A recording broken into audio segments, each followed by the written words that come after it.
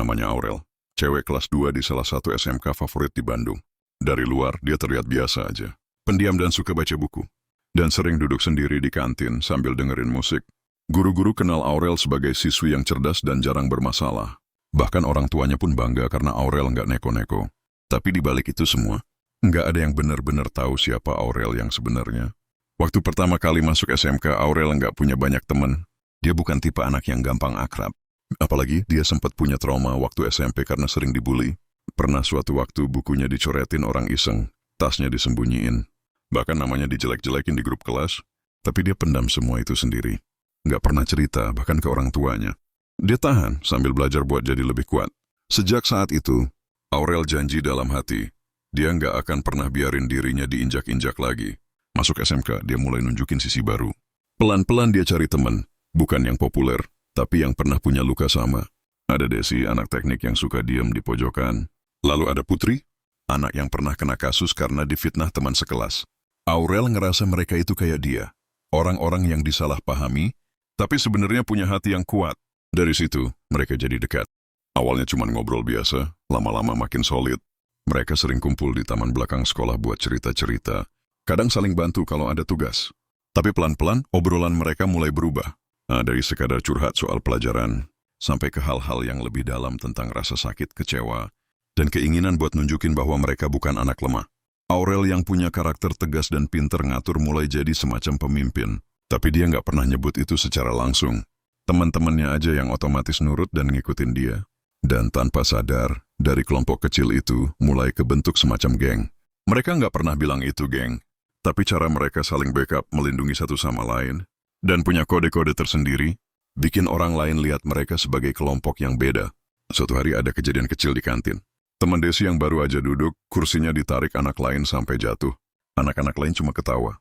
Tapi Aurel langsung berdiri, jalan ke arah meja anak itu, dan bilang dengan tenang, nggak lucu.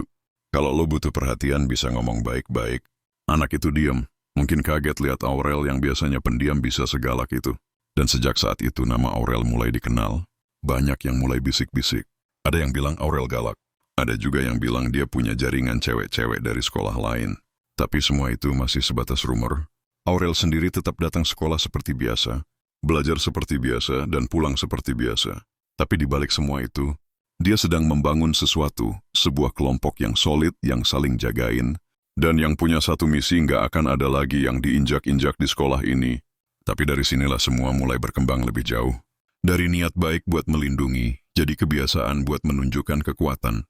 Dan meskipun Aurel nggak sadar, dia sedang melangkah ke jalur yang bisa ngebentuk masa depannya. Jadi lebih kuat, atau justru jadi lebih gelap. Beberapa bulan berlalu, dan nama Aurel makin dikenal di sekolah. Tapi bukan lagi sebagai siswi pendiam yang rajin baca buku, melainkan sebagai cewek yang jangan macem-macem dengannya. Aura itu muncul bukan karena Aurel sengaja cari perhatian, tapi karena perlakuan dan sikapnya yang makin terlihat berani dan tegas. Banyak yang mulai segan. Bahkan anak-anak cowok pun jadi lebih hati-hati kalau ngomong di sekitar dia. Kelompok Aurel pun makin solid. Mereka sering duduk bareng di kantin, tapi bukan untuk pamer kekuatan.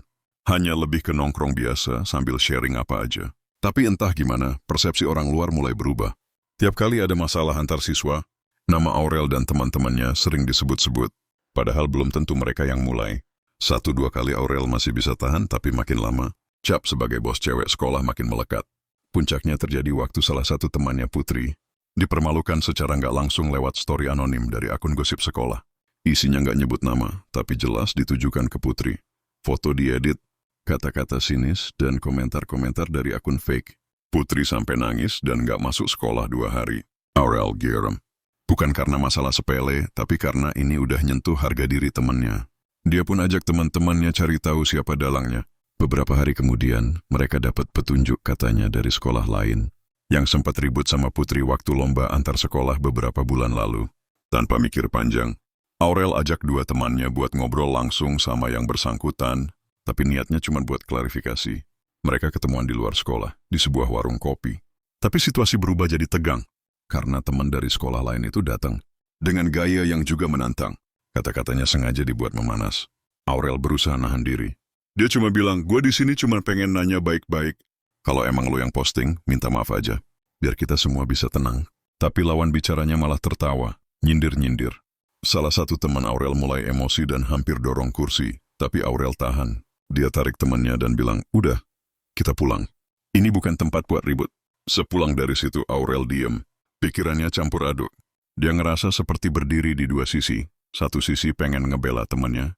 Satu sisi sadar bahwa semua ini bisa ngerusak dirinya juga. Beberapa temannya mulai bilang, "Kita harus kasih pelajaran." Tapi Aurel mulai mikir lebih panjang. Dalam hati dia bertanya, apa gua masih ada di jalur yang benar?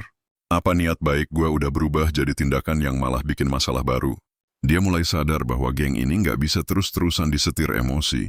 Karena meskipun mereka nggak pernah cari gara-gara, cara mereka bereaksi bisa tetap berbahaya kalau nggak dikendalikan. Dan Aurel tahu dia harus ambil keputusan sebelum semuanya makin dalam. Malam itu dia duduk di meja belajarnya, buka buku-buku pelajaran yang udah lama nggak disentuh, dan menulis satu kalimat besar di kertas. Jangan biarkan luka lama jadi alasan untuk melukai orang lain. Dia mulai berpikir bahwa mungkin sudah saatnya dia berubah. Tapi pertanyaannya, apakah teman-temannya juga siap ikut berubah? Atau justru akan berbalik menjauh dari Aurel, yang tadinya jadi pusat kekuatan mereka? Setelah malam itu, Aurel mulai mengambil jarak. Dia tetap masuk sekolah seperti biasa, tetap menyapa temannya, tapi mulai mengurangi intensitas kumpul-kumpul yang tadinya nyaris setiap hari. Beberapa temannya bingung, bahkan ada yang ngerasa Aurel berubah jadi lebih dingin, tapi sebenarnya Aurel sedang berusaha menyusun ulang prioritas dalam hidupnya. Dia sadar, selama ini dia terlalu tenggelam dalam peran sebagai pelindung, sampai lupa kalau caranya belum tentu benar. Waktu berjalan. Suatu hari sekolah mengadakan kegiatan seminar bertema Remaja dan Pilihan Hidup. Aurel duduk di barisan tengah, awalnya cuma berniat dengerin biasa. Tapi saat narasumber mulai cerita tentang anak-anak pintar yang kehilangan arah karena salah memilih lingkungan, hati Aurel seperti ditampar. Dia jadi teringat masa-masa awal dulu saat semua ini berawal. Dari niat ingin melindungi diri dan orang lain. Tapi seiring waktu, niat itu kabur dan berubah jadi pembenaran untuk bertindak tanpa berpikir panjang. Setelah seminar selesai, Aurel diam-diam menghampiri guru BK dan bilang kalau dia ingin ikut program bimbingan mentoring adik kelas. Gurunya sempat terkejut, tapi juga tersenyum. Mereka tahu ini bukan keputusan biasa. Butuh keberanian besar untuk seorang Aurel yang dikenal keras. Mau turun tangan dalam kegiatan yang lebih lembut dan penuh bimbingan. Tapi bagi Aurel, inilah jalan pulang. Beberapa minggu kemudian, Aurel mulai aktif jadi kakak pembina untuk siswa-siswi baru. Dia mulai berbagi cerita, bukan untuk pamer, tapi untuk ngasih gambaran bahwa semua orang bisa salah, tapi juga bisa belajar untuk berubah. Ada satu kalimat yang sering dia ulang-ulang ke adik-adik kelasnya. Kalau kamu pernah disakiti bukan berarti kamu harus jadi penyakiti. Luka itu cukup sampai di kamu. Jangan diteruskan. Perlahan-lahan, pengaruh Aurel mulai terasa. Bukan lagi lewat geng atau ketegasan yang menakutkan, tapi lewat teladan. Teman-teman, lamanya juga mulai melihat perubahan. Aurel, beberapa tetap tinggal di lingkarannya, ikut berubah. Tapi ada juga yang memilih menjauh karena merasa jalannya udah beda. Dan Aurel bisa menerima itu. Orang tua Aurel juga mulai sadar ada yang berbeda. Putri mereka yang dulu pendiam, lalu sempat keras dan tertutup, kini mulai lebih terbuka. Mereka sering lihat Aurel sibuk di meja belajar, sesekali bikin catatan motivasi, atau bantu adik-adik kelas menyusun jadwal belajar. Aurel sadar perjalanan hidupnya belum selesai, tapi dia udah tahu arah mana yang mau dia ambil. Dia udah lelah hidup dengan topeng kuat yang penuh tekanan. Sekarang dia lebih nyaman jadi dirinya sendiri, kuat bukan karena ditakuti, tapi karena mampu memaafkan, memilih. Ini kan mengarahkan orang lain ke jalan yang lebih baik. Dan kalau ada yang tanya ke dia sekarang, "Lo masih cewek paling ditakutin di sekolah ini?" Dia cuma akan senyum, lalu jawab pelan, "Sekarang sih, gue pengen jadi cewek yang paling bisa diandalkan." Pesan moral.